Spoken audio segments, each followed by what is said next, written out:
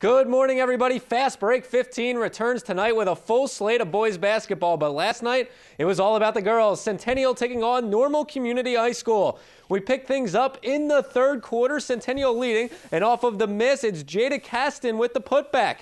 But Normal Community, well, they would make this a game. A nice move here to the bucket by Kayla Karstens. And Coach Susan Thomas, well, she's forced to call a timeout to get her team refocused on the task at hand. And Thomas, well, she would like what she would see out of the timeout. Coming up here off the steal, it's Stasia Simmons who misses the layup, but Chelsea Cross with the putback attempt, she misses. Then off a fourth rebound, it's Sila Brumette who puts it in, and Centennial wins it by a final score of 62-40.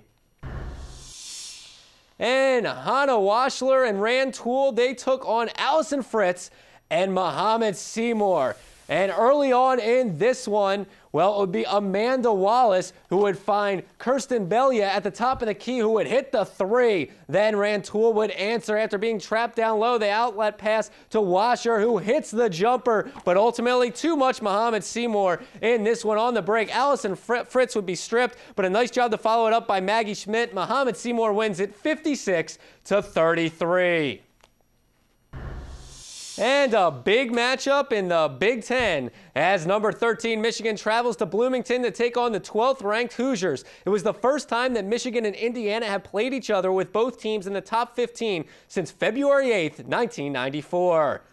And off of the turnover here late in the second half, it's Tim Hardaway Jr. who goes in for the slam to tie it at 68 apiece. Hardaway Jr. finishing with 17 points, but he was 0 of 7 from beyond the arc. Then Central grad Verdell Jones III hits the jumper to put Indiana up by 4, 72-68. And Christian Watford for the Hoosiers. He would have 25 points in this game, but he misses the free throw, giving Michigan one last chance. Zach Novik's final heave off the mark. Michigan with their first Big Ten loss of the season as Indiana wins it 73-71.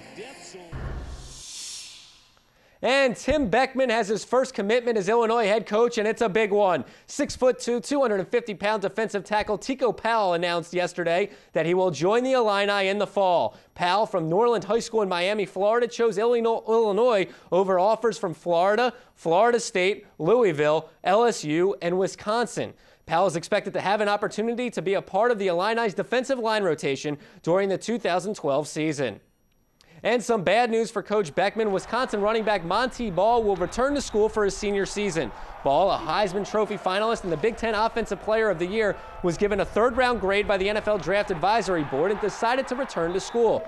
Ball tied Barry Sanders' NCAA record for rushing touchdowns in a single season with 39 and rushed for 1,923 yards, including a 38-carry, 224-yard, 2 TD performance against Illinois back in November.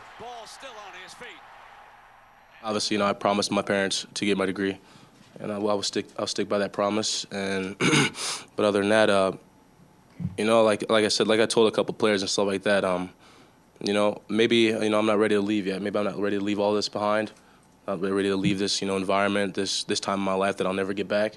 And like I said, I'm a Badger for life, but I believe right now my heart lies heavily with the Badger family right now, more than the NFL. And in hockey, Patrick Kane and the Chicago Blackhawks return to the Wells Fargo Center in Philadelphia for the first time since they beat the Flyers and won the 2009-2010 Stanley Cup. Former Flyer Ray Emery getting the start in net for the Blackhawks against Mr. Universe himself, Ilya Bryzgalov. Well, Emery would struggle here. James Van Riemsdyk with the goal. Philadelphia takes a 4-2 lead. But Chicago would respond. First, it's Brent Seabrook with the goal. Then 25 seconds later, Patrick Kane scores to tie it at 4 apiece. However, Philadelphia would have the last laugh. 33 seconds remain. Claude Giroux finds Scott Hartnell, who hits JVR Van Riemsdyk with the goal. The Flyers win it 5-4.